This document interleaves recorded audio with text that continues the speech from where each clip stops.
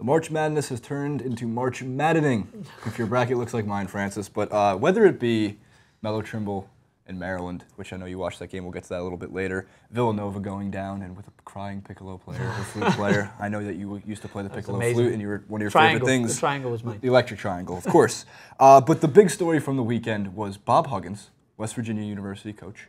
A very well-respected coach, been doing this for 20 years. He boasts almost 700 total wins to his coaching career. His daughters had some interesting things to say over Twitter during the WVU Maryland game. Now, Bob Huggins' daughters, Jacqueline and Jenna, were attack tweeting, there should be a word for this at some point, but were going after Des Wells, who is expelled from Xavier in 2012, now plays on University of Maryland, was expelled for accusations of sexual assault, but never convicted. There was not enough evidence to prove it. Everything filed. He ended up filing a lawsuit back against his own school. One thing led to another. He's on Maryland. Here's what the Huggins daughters had to say. If you're religious enough to wear a yarmulke to a sporting event, you should really be concerned about the rapist on your team, at Des32Well. No means no, Des. It gets worse from his other daughter, Jacqueline, where he said, hey, # Maryland, yell airball all you want, because at the end of the day, Des is still a fucking rapist. Now, this is the coach's daughters who, of course, this circulated everywhere. This hit mainstream media, this hit everything. Been as titled from Washington Post, Bob Huggins' daughters make rape jokes about Maryland's Des Wells. Des Wells had a great response. We'll throw that tweet up for you guys too this morning, to which he kind of just said violent moods, losing situations cause these violent outbursts, and I agree with him on that. What do you think of this whole situation in terms of how Twitter's interacting with this? Is the do you think the coach's daughter should be, or Coach Huggins should be at all penalized for these type of things? Sexual assault case aside, professionalism is just ridiculous for this coach's daughters to have done this, to bring a negative light on him as a coach. As you're saying, well-respected coach in college basketball, for his daughters to bring that light upon him when he's in the middle of one of the most important games in his life, and he's going to feel the repercussions of that after.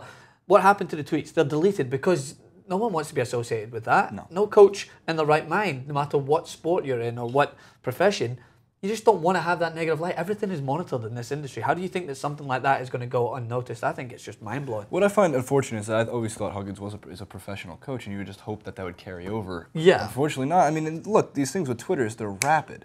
Yeah. And when you type out something like no means no, Des, yes, it's stripped down, but when you start going after one specific player for something that he was not convicted of. Falsely accused, whether it be, we don't know all the information of that case. You can only take it at face value. Right, and due process said that he was not a rapist. He was not convicted of sexual assault.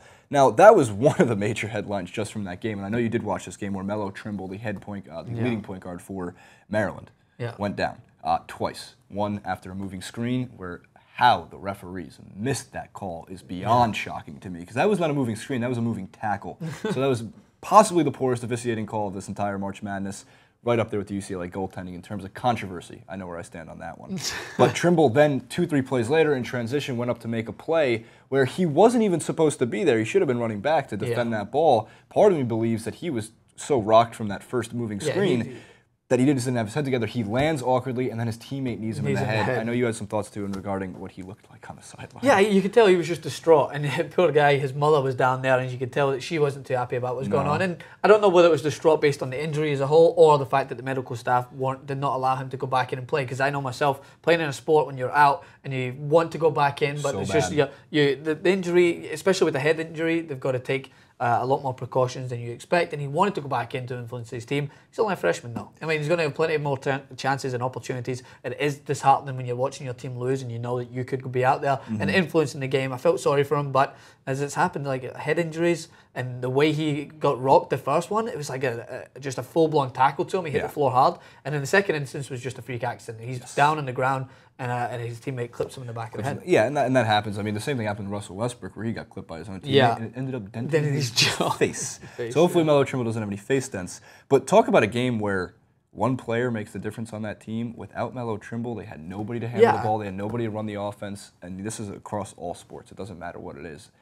When all your eggs are in that one player's basket, and that player's gone, you can be beat by anybody. And West Virginia simply didn't take advantage of it, because that game was close and almost unbearable to watch for the last 8 minutes. But that injury as a whole represented the way I felt from a neutral perspective. West Virginia were playing, they're very physical, and they get in your face and they don't allow any pressure. So even they didn't have a guy to try and help them get out of pressure, in my own perspective. When Trimble went out, course. they weren't They had able to nobody- transition they had out. nobody to give the ball Yeah, to, no of one to course. give the ball to. So I think it fell into West Virginia's hands, who are a physical team, who are high pressing, and I thought it was always Who gonna be that are game. going to get their asses kicked by University of Kentucky. Yeah, they're playing Kentucky. The next one, because I said congratulations to The team of Cincinnati, you get to transformers, lose. as I like to call them. Well, that's because they're just too strong. They're skyscrapers. Have Yes. you ever seen a skyscraper dunk a basketball? It's unbelievable what they and do. block on Right. continuous basis where you just can't even There's- get a shot off. There's a block party. The over-under on blocks is going to be set for 20 on West Virginia. I give West Virginia a little bit of credit for really their press. Yes. Their full court Full press press, was almost, even when Trimble was in, Yeah. he was having a tough time, but at least he can get the ball up.